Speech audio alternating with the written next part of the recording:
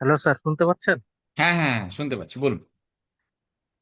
বলছি যে স্যার, এই আপনার এই কয়েকদিন যে ক্লাস করলাম, তো ক্লাস করার পরে এই মানে এট দা সিচুয়েশন বা এট দা মোমেন্টে যেই রিলিফ ফিল গুলো করছি, যেমন নেগেটিভ টেনশন অনেকটাই কমে গিয়েছে। সেগুলো নেগেটিভ থিঙ্কিং মাথার মধ্যে ঘুরে বেড়াতো অল টাইম, এবং ওভার থিঙ্কিং যেগুলো ঘুরে বেড়াতো সেগুলো কমেছে। তারপর যে ওই মৃত্যু ভয়, বুক ধড়ফড় করা, সেগুলো অনেকটা কমেছে। আর আগে যে সিচুয়েশনে ছিলাম স্যার, এই মানে ধৈর্যটা হারিয়ে ফেলতাম।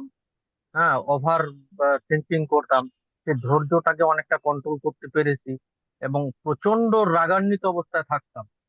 মানে কেউ কিছু বললে সহ্য হতো না, সাথে সাথে রিপ্লাই দিয়ে দিতাম।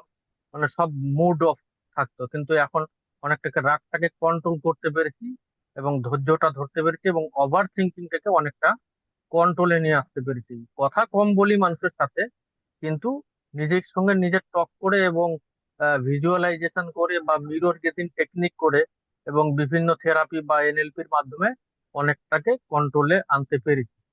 তো আরেকটা বিষয় যেটা স্যার, ওই আপনার সঙ্গে যখন যুক্ত হয়েছি আপনাকে বলছিলাম যে আমি একটা সাইকিয়াট্রিস্টের সাহায্য নিয়ে বিভিন্ন মেডিসিন সেবন করতাম, এবং সেই সঙ্গে আমার প্রেশারটা সবসময় হাই থাকতো। বয়স বেশি না, 35, কিন্তু প্রেশার 140-145 উপরে থাকতো, নিচে 90-95 থাকতো। তো রিসেন্ট কিছুদিন ধরে এই প্রেশারের ট্যাবলেট ছেড়ে দিয়েছি আপনার 15 দিন ক্লাস করার পরে। তো তারপরে এই কয়েকদিন ধরে প্রেশারটাকে ডেইলি রিডিং করছিলাম। তো প্রেশারটা অটোমেটিক 120/80, 120/80-তে প্রেশার চলে আসছে। তো প্রেশারের ওষুধ ছেড়ে দিয়েছি। তো আমার এই সমস্ত ডিপ্রেশনে যাওয়ার মানে আমি মানে রুট কজটা, মানে কারণটা এখন আমি ফিল করতে পারছি, যে আমার অদম্য রাগ, অদম্য জেদ, এবং ওভার থিঙ্কিং, এবং পাস্ট পেইনফুল মেমোরি বলতে কিছু কিছু মানুষের বলা কিছু অসম্মান, কিছু অপমর্যাদা, হ্যাঁ, এই সমস্ত থেকেই আমার মনে রাগ ক্রিয়েট হতো, বিভিন্ন উল্টাপাল্টা চিন্তা ক্রিয়েট হতো।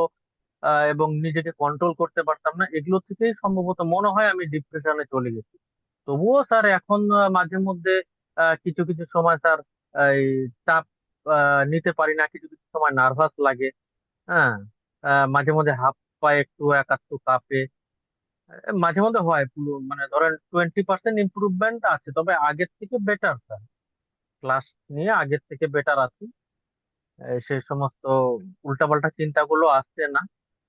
আহ, মাথাটায় অনেকটাই হালকা থাকছে, এবং ঠান্ডা মাথায় কিছু কিছু ভাবতে পারছি, আগে যেগুলো মাথাতে আসতো না জিনিসগুলো।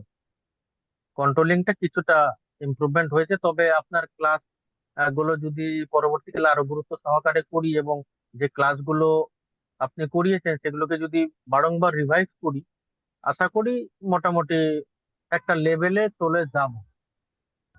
এটাই আপনাকে বলার জন্য বললাম, যে প্রেসারের ওষুধটা ছেড়ে দিয়েছি, কিন্তু প্রেসারের লেভেলটা এখন নর্মাল স্টেজে আছে। বাহ, ভেরি গুড। আপনি তো প্রেসারের ওষুধ, ত্রিপুরা থেকে? আমি স্যার নর্থ বেঙ্গল আলিপুরদুয়ার থেকে স্যার। আলিপুরদুয়ার থেকে?